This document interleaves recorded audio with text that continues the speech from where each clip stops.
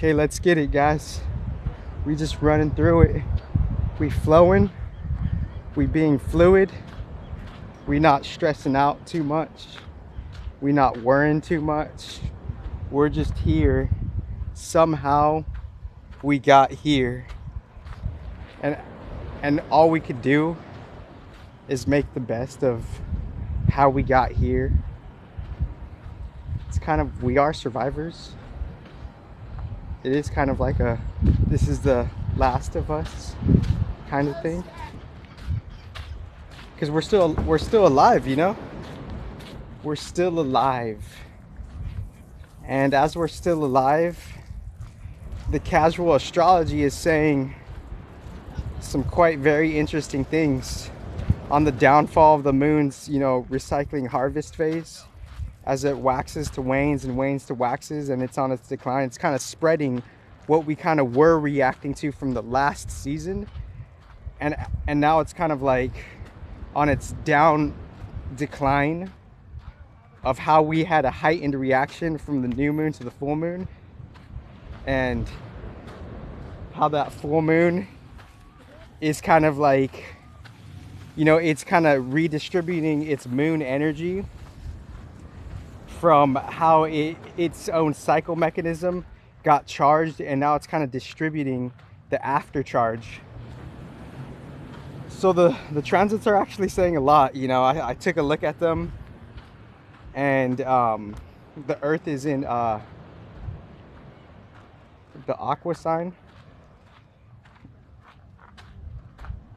And aside from like those themes, there's always going to be a type of pull to kind of be alone, a certain type of recharge. We have to be alone to see why we have to focus on a particular thing. So just kind of celebrating that we, in some instance, aside from all the pain and all the suffering, there's still a chance of survival, And within the chance of survival, the sun season in the lion season, it low-key is like, whether it's like obviously for a lot of people or not obvious, it really is about like kind of like seeing what your path is, like what options we have like kind of accumulated to even make a choice to like even like just to have the cognition to want to embark on a certain path. It takes some type of development to like to have some type of like choice, to have some type of cognitive choice to want to choose to do a path, and now there's like particular type of work and action that you have to do for a path.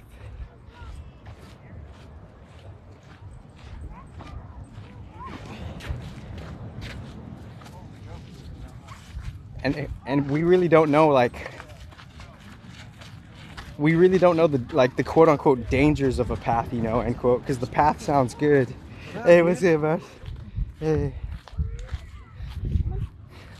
Let's see. Oh yeah, what are you up to? I'm like doing a vlog right now, so I don't know. I can't. Yeah. But yeah, are you still living there? Nah, bro. Me and my lady live behind Target. Oh, cool. Where you work? For Monterey County. Oh, okay. Yeah. Oh, my parents still live right there though. Nice, cool. That's so. Should I apply where you applied? Oh yeah, check it out. Okay, Monterey County. Yeah, Monterey County. Okay, yeah. Type it in Monterey County jobs. All right, cool. Congrats, man. Congrats. Hey, nice seeing you. Okay. But we're still like, we survived, There's like this survival theme. And I know some people could like find I know some people could find this annoying, just like how I say things or what I say, but it's like it's up to me to like kind of like have a certain meaning so I could attract a certain like, I guess, quote unquote audience. And after that audience, it's up to them for them to grow their intelligence, because obviously like sometimes it like, the quote unquote shyness, end quote, it gets the best of us in such a way where we don't know how to approach, we don't know how to approach another person. So as we don't know how to approach another person, that's kind of like a missed opportunity And since it's a missed opportunity, then there's like a different period of waiting. Not good, not bad, but just that period of waiting for you to maybe go back to something else. And as you're going back to something else, you're still doing work. Even if you missed the opportunity, you never really miss the opportunity, because you are the opportunity. And as you are the opportunity, you're always like, the energy will always be pointing to you in such a way where you're still doing work, whether you know it or not, whether you like it or not. There's still some type of work that's being like kind of contributed to wherever you want to go, you know. So it's like there's like, we want to go somewhere, but we don't even know where we want to go. And if we do know where we want to go, we don't know if we're even prepared. And that's why like the standstills could like make us like, because even Leo season could be something of a standstill, right? It's in the middle of summer, you know. It's like seeing like where has all the energy kind of like took its different cycles, and now it's like a time to like kind of like settle in and relax into it. So like there's different like aspects and combinations when the planets are hitting different gates, for us just to kind of have a unique pause, you know, different unique periods of pauses. And you could say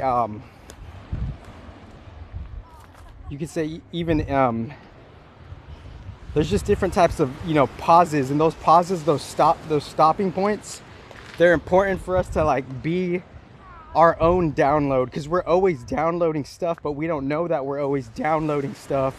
And as we continue to work with that quote unquote mature mental path, then we could be downloading stuff from a particular different shifting transition point. What do I mean by shifting transition point? We're always changing, and since we're always changing, other people don't, it doesn't even matter that if other people know that we've made the change or not, to like choose a different like spiritual energy path. And since we chose that spiritual energy path, we might get phased out of different circumstances and opportunities for us to kind of work on the path that we chose, or the subconscious chose for us. Because somewhere along the line, the subconscious is choosing a certain path for us, and as that path is being chosen for us, certain sacrifices are getting made for us to even see if we could capitalize on a particular opportunity, or we might have to wait for that particular opportunity to be like for it just to kind of come back whenever it comes back, you know.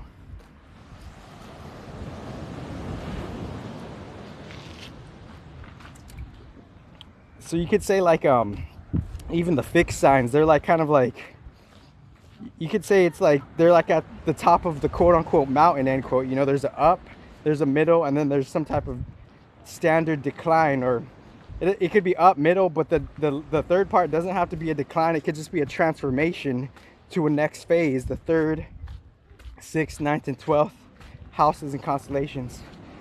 But there's a particular pausing point between the moon cycles between Virgo and Libra. So that's a particular pausing point of where the moon cycles, they have different 50-50 halves cycles, portions to them. And within that, as the moon, but depending on the new moon of any type of new moon, as the moon transits from Virgo to Libra, there's a significant restarting phase of where, just like on a different as above level, that like the moon kind of filters out and it comes to a close, and the moon filters out and it comes to a reopening in between Virgo and Libra. So there's different types of pausing, you know, the fixed signs, and then in between Virgo and Libra, those are like the different types of pausings, restarting, recharge your energy points in just the moon cycle or any other cycle, you know. And you could also say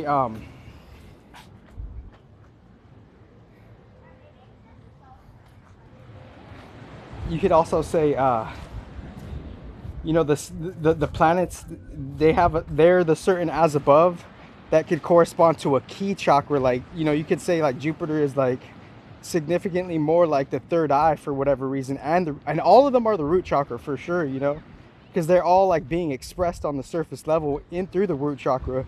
So it's up to like from the top down, all the chakras to kind of like go through all the paths and us lean towards them unconsciously to consciously, all the way to we're using them with the root chakra, and the root chakra is still all of them, but they're still developing a certain sense for particularly one of them energetically, but still at the same time all of them are still being worked with, you know.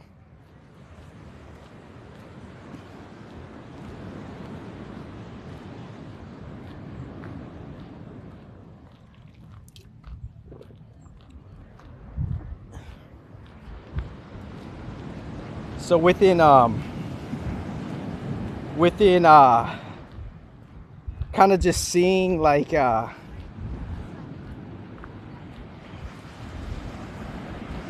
where the earth sign is and the sun sign is, the earth is in some type of the unconscious earth, the body of the earth, it's in some type of realm of Aquarius.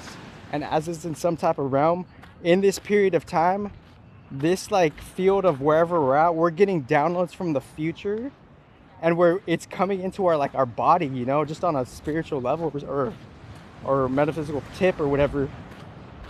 And as that's doing that, like we're collecting all of like from the so below level that Aquarius is in the earth body, because earth is in Aquarius, and on a different as above level, it's reacting to a whole different time field. So right now we're actually like getting, this is like a significant restarter phase. And 4th of July, that was like kind of, if I'm not mistaken, it was aligned with like some type of like, you know, different constellations of like Sirius A, B, and C, right? So there's like within the dog star on July 4th, there was some type of alignment from the earth and the Sirius constellations and the pyramids of Giza. They're kind of aligned and mapped out in such a way where that place on earth is reflecting a different place in space. So those things are like they're reflecting each other, and as somewhere in the calendar,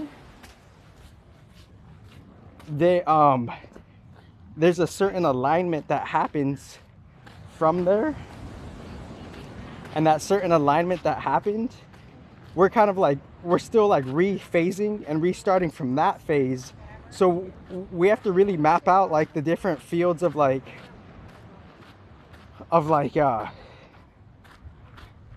the different cycles play on earth, and how the different cycles are actually reflecting, and how the different cycles are also reflecting different places in deep space, you know, like there's different alignments that are reflecting deep space itself. So within so just real quickly, like earth and sun, it's like Aquarius and Leo. So it's like, so the opposition, I wouldn't say it's really bad. It's just like, is this more for like my reality, or is it more for like some type of like energy or dream? That's the opposition of the sun or earth. Is this like for like, and the earth would be like what's going on in behind the scenes, and how just nature is evolving me for whatever reason. Earth and Aquarius, having a casual alignment to a different as above Aquarius. The earth is getting downloads from the future that we can't even really understand, because it's aligning from a different tier octave to just that realm in space.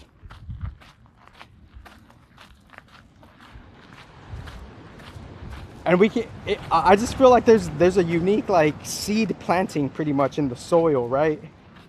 When like the earth is in Aquarius, and like the surface level reality, the sun, we're taking action toward our solar plexus, is feeling in to how we've been influenced by our ancestors, you know.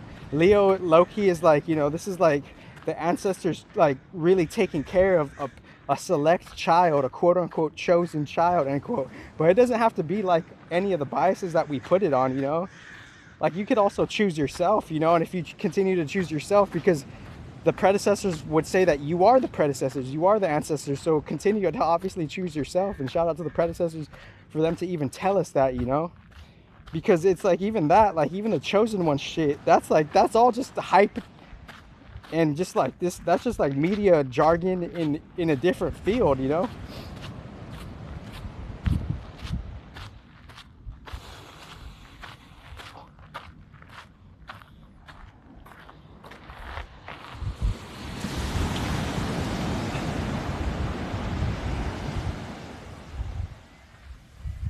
Yeah, when I visually look at the chart, I also get different downloads, you know? And like my phone can't necessarily just kind of like switch back to me doing a video and then me looking at a window, but maybe in the future obviously that could be like a thing, you know? But there was you know, within where we're at right now, there's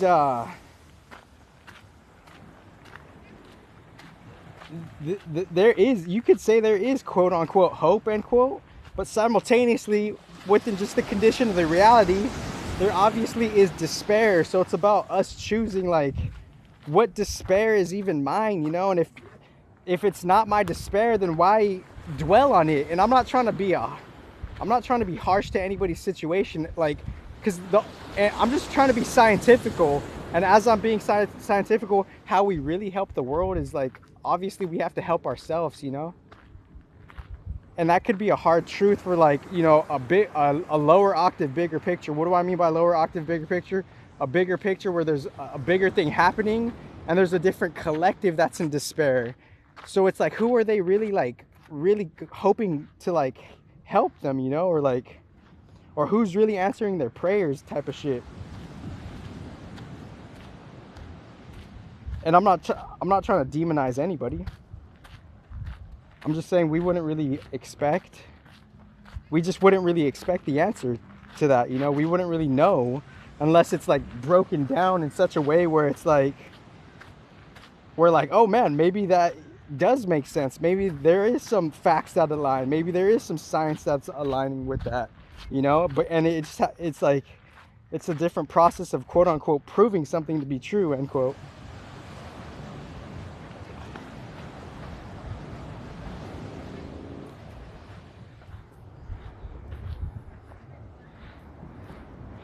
And the 7 days of the week, you know, it's like those 7 days of the week, but there's like, you know, there's other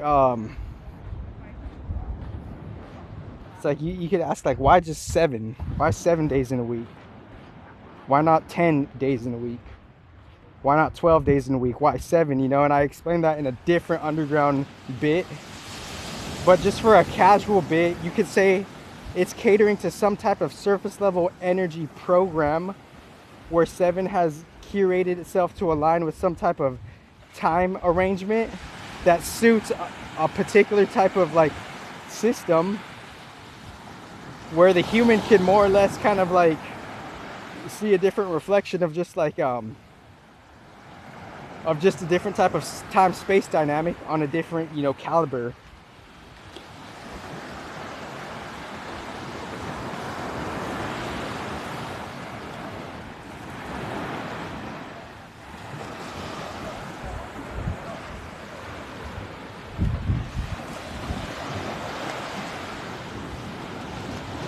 So like when the different planets are like, they're working with the gates differently, you know?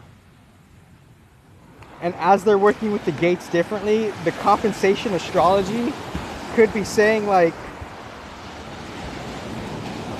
there's like, it's just really particular in what we could really make. And that's like a whole different like,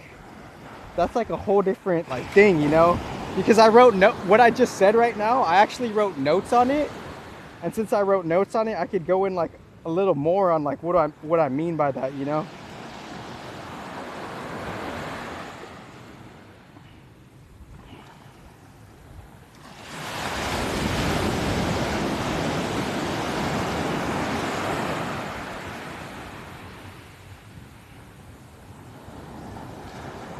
So, let me go this way.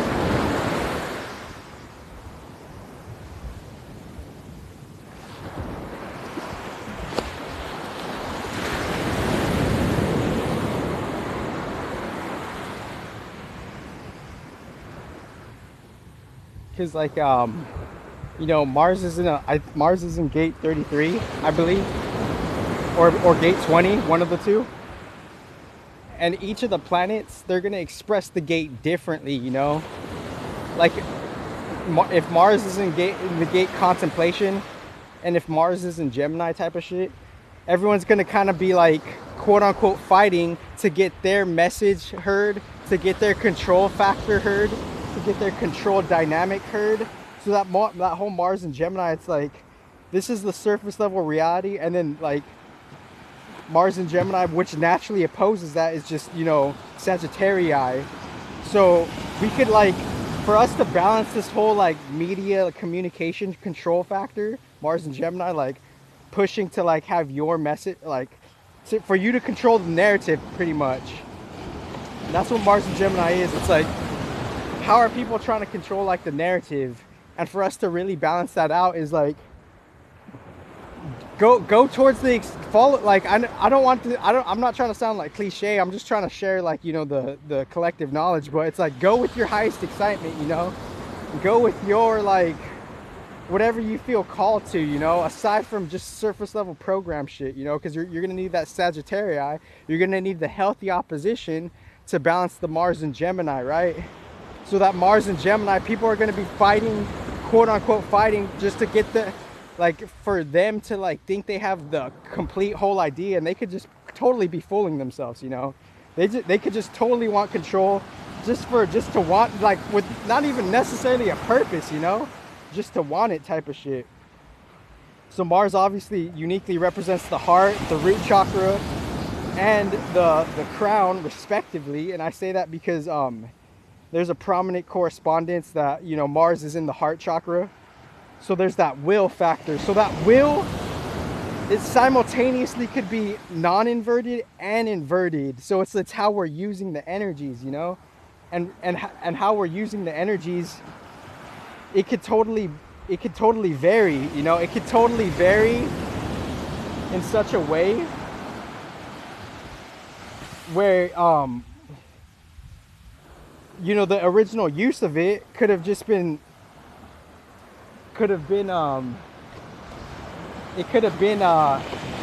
like more like it could have been used in a more balanced way than how we're just polarizing stuff. And the humans on 3D, we're polarizing that shit, and and the 3D is a unique experiment, you know. The whole Saturn thing, that's the experiment of like how that's like all our, that's like, you know, all the quote unquote karma we have to pay off, end quote, for being here, you know. And I'm not trying to scare anybody. I'm just trying to say, like, trying to understand this shit, you know.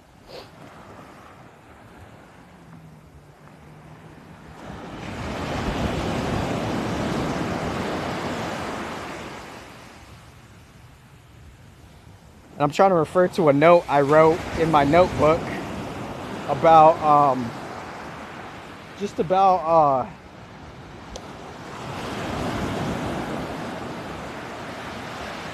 how there's different, like, you know, you could do so much different shit with it, you know.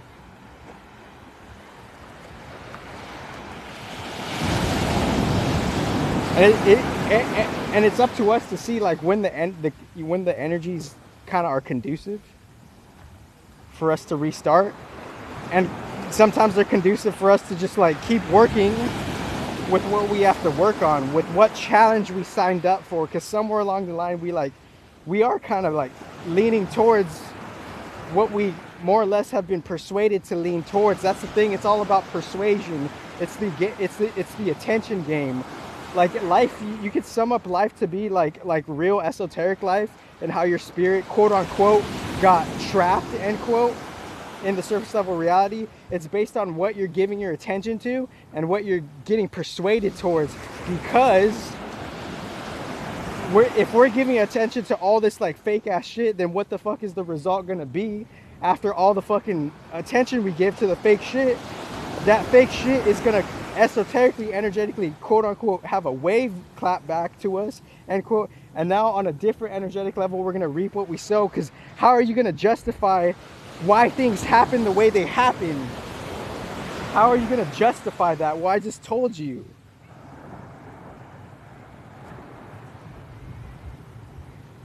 So like any planet could be in Leo season. So based on Leo season is like, what have you received? It's like Leo and Scorpio, it's like the sins of our fathers, low key. But Leo could be more like They could be more playful and passionate about the ancestry shit, and the Scorpio could be like more like just becoming what they necessarily like were kind of against type of shit. And the Taurus is kind of just like, oh, I see that shit. I'm gonna fucking just kind of watch this shit and do me and have fun. And then Aquarius is like, I see all that shit too, and I fucking know this shit, and I'm gonna fucking be Orochimaru on this shit. Because if I were to sum up Aquarius to be a Naruto character, it would probably have to be Orochimaru, because it's all there, you know, it's all there. In the light of the day, in the dark of the night, in the fucking obvious and the not obvious, and the not obvious and the obvious, it's there, you know. The fucking the theme of like experimental warfare, it's there within Orochimaru Aquarius, and that's just a metaphor, you know. And within that, you know, the earth being an Aquarius, we're kind of in that field of like we kind of like we could kind of have the hints that we've been in different phases of experimentation, but we don't have the intellectual maturity or the mature intelligence to really accept that, to really settle into that, and to really try to understand a way to navigate through that, you know. So we're far from that shit. We're far from trying to like really like understand how to navigate it. We're far from that shit. But like with some slight grace of quote unquote God end quote, we could now probably maybe get this message to then reorientate ourselves. And I don't know if the audio is getting crispy and clear, or clear and crispy, because there's an ocean right here, you know. It's like wow, ocean, do you ever turn the volume down? But anyways, so we wouldn't know, we just wouldn't know, but now we could know. So it's like count the miracles too, low key, you know. And if you don't, you don't. It's like God's mechanics are they're pretty raw, you know, because like we don't know like in exact precise detail, most respectively and particularly, how the reincarnation works, or could we though? So that's some other shit right there. So this is an intuitive Leo season message. This is an intuitive Leo season message, and the Leo is like, it's kind of like the energies of the ancestors have been distilled into the Leo, and now like there's some type of air just energetically, and anybody could like, I'm not saying like it's just the Leos that could be an heir to like their family's bloodline, you know, but that's like a thing, you know, aside from it being personable, these things happen aside from our individuality, you know. And may we balance, you know, it's not all about you, but it is, you know. So there's a balance there, you know. It's not about you, but it is. But and the secret third one, it's all about God, maybe though, you know. Maybe.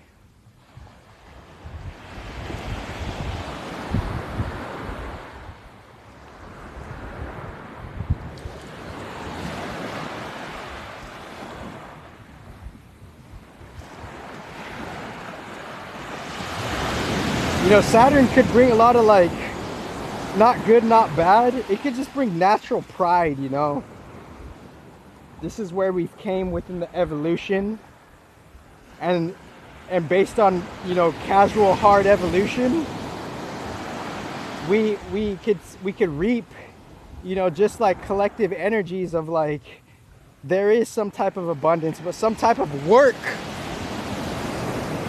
has to be like kind of put in, you know. And that's the thing with like, you know, quote unquote, like just, you know, haters end quote. They don't understand what work has been put in.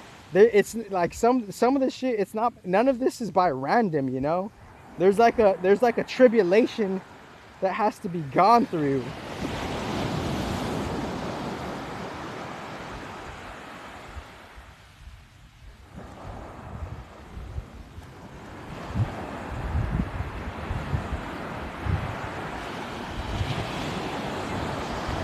yeah, so I'll probably do a part 2 because the notes I wrote were different, and when I look at the chart, like more things come up, and I also like had other things I wanted to say, like, you know, Sun and Leo, this is ultra ego season too, you know.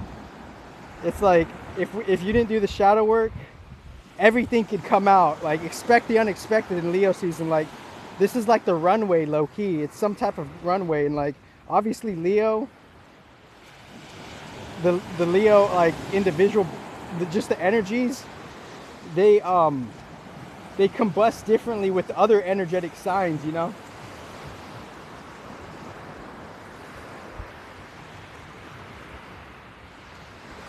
And those different combustions with, like, you know, the energy signature of Leo with any other sign, all of those different combustions, they could be constructive or deconstructive. It doesn't always have, but like some are more unique and amplified than others, you know.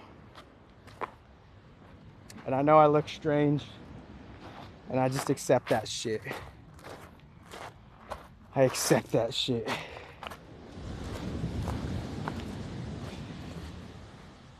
You saw it. Everything's under control. Equal, what is equal rights though, you know?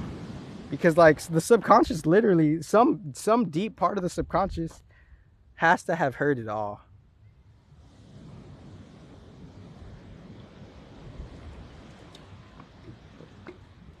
And who really does give a fuck? If no one really quote unquote gives a fuck, end quote, then why are people saying that but they still give a fuck? That doesn't make sense. That doesn't make sense.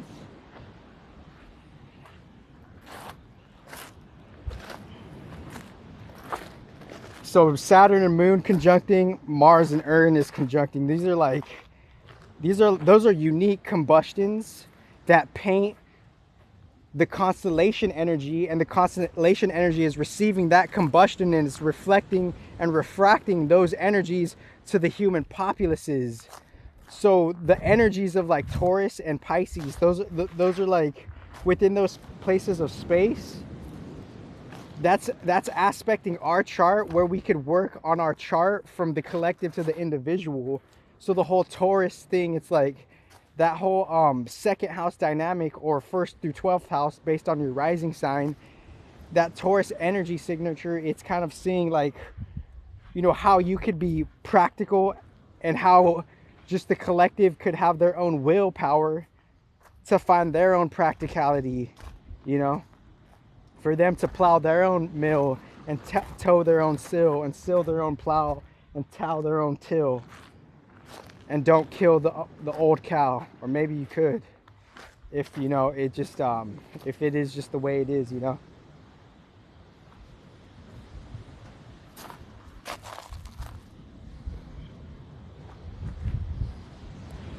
So yeah, I think I think I covered like the gist of it, you know. I'm gonna reflect on the notes and maybe do a written summary, so the part 2 could be a little better, you know, because this one, like, this was a raw, you know, this was a raw take, you know.